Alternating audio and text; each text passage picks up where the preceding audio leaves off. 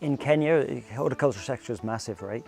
Yeah, with a huge portion of that being smallholder farmers. But the challenge these guys face is they lose anywhere between 30 and 50% of their crop in the post-harvest. Once you pick a plant, you're effectively removing its life support system. It'll never get better, right?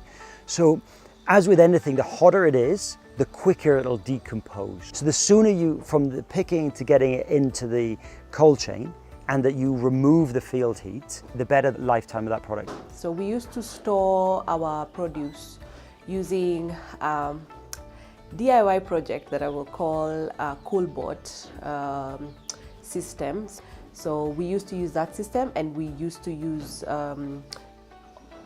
diesel to power a generator that would then cool that small AC controlled cold room. So we used to spend 50,000 to 60,000 Kenya shillings a week on diesel, because you would need to be running the generator the whole day. Although Kenya has got wires, KPLC's done a great job of getting the grid out, the reality is where your farm is doesn't mean to say that there's actually a wire there.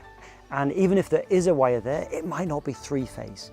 And even if it is three-phase, your ability to get connected, it takes time. So all our solutions are designed around trying to minimize those losses, both for the benefit of the planet, the environment, the economics of the community, but also the economics and sustainability of the growers. Where we are as a farm, we don't have grid power. So we're not on the main grid of the Kenya Power.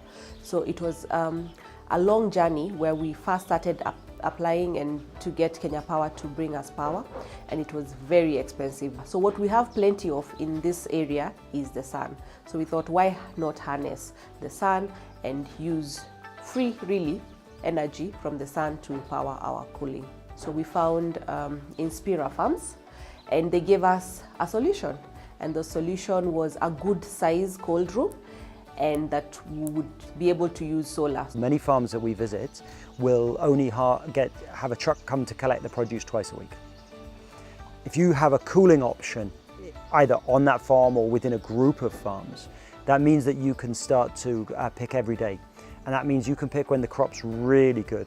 Also, because you only pick twice a week, the labor is itinerant in nature, right? These poor folk have to go into the next farm to see who's picking that day, etc. And if you can then create certainty about the harvesting, you can give better and more consistent employment to people as they kind of go through there. What that also means is you can work with those folk to make sure that the quality and their picking ability gets even better. So whereas at the moment the variability might be anywhere between 20 kgs to 70 kgs, you can try and increase the overall average. So the benefits are enormous, there are many. Before we install in this system, we are doing about 500 kilos to 600 kilos a week maximum because of the capacity of the cold room that we have. With this particular unit now, we are able to go to 3 to 4 tons, depending on what our weekly orders are. So we've seen a growth for our business as well. We're able to ship out more to our customers, and when we're able to ship out more and it's better quality, obviously we have better retention of customers.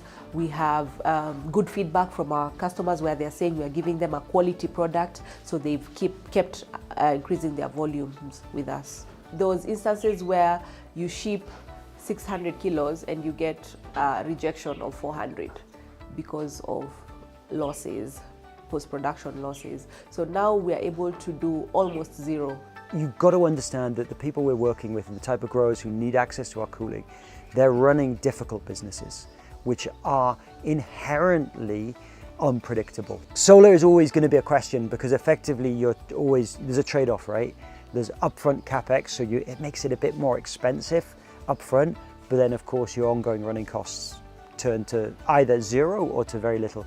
So you've got to look at the overall enterprise, and you've got to look at the future revenues that are going to come from that business and how cooling can change that. Because access to capital has been one of the hardest things that we've had to face as a business. People don't understand what your proposition is. People don't understand that it takes some time to grow these kind of businesses. But when the business actually does pick up, it makes sense, and we can't repay our loans.